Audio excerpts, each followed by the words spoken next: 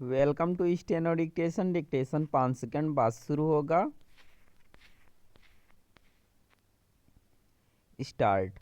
जम्मू के अखनूर में रक्षा मंत्री राजनाथ सिंह पाकिस्तान को चेताते हुए जिस तरह उससे गुलाम कश्मीर से आतंकी ढांचे को समाप्त करने के लिए कहा, उससे यह साफ है कि वहां अब भी आतंकियों को पाला पोसा जा रहा है।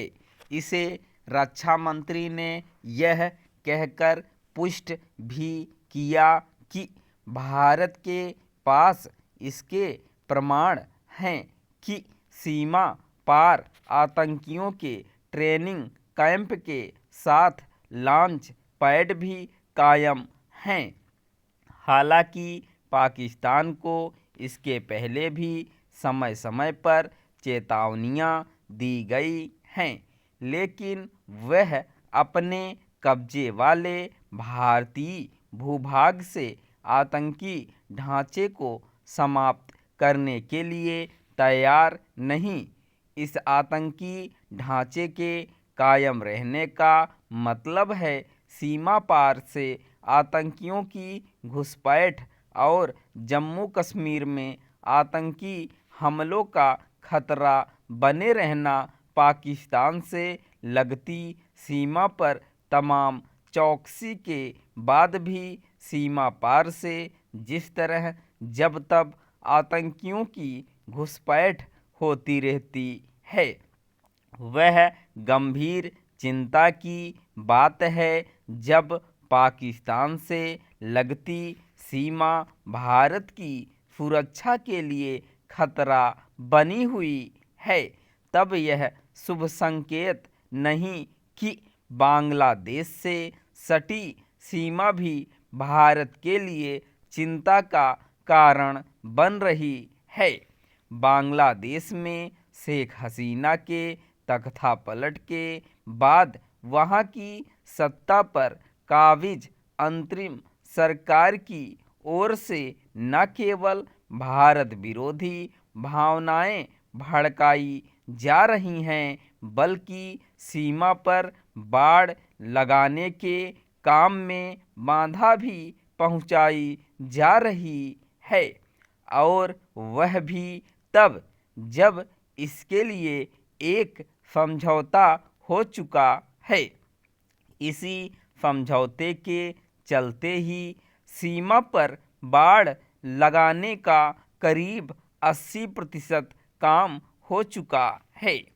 अब बांग्लादेश बाड़बंदी पर आपत्ति जता रहा है और इसी सिलसिले में गत दिवस उसने भारतीय उच्चायुक्त को तलब किया।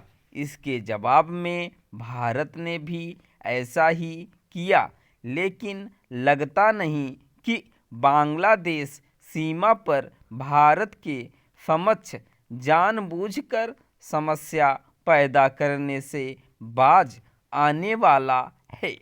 बांग्लादेश बाढ़ लगाने के समझौते का सम्मान करने के बजाय उसकी समीक्षा करने की बात कर रहा है।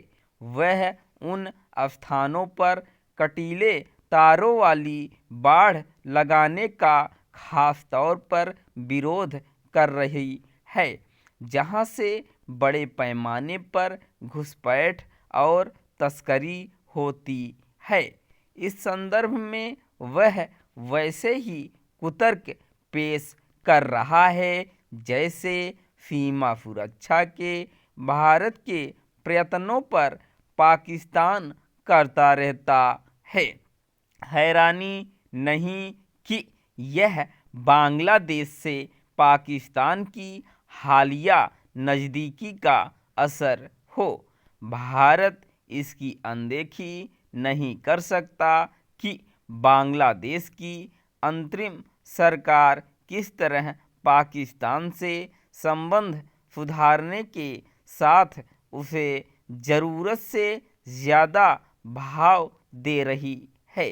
भारत को यह देखना होगा कि कहीं ये दोनों देश मिलकर उसके खिलाफ कोई ताना बाना तो नहीं बुन रहे हैं। भारत के लिए यही उचित है कि वह पाक बांग्लादेश के संभावित गठजोड़ से सावधान रहे। स्टॉप।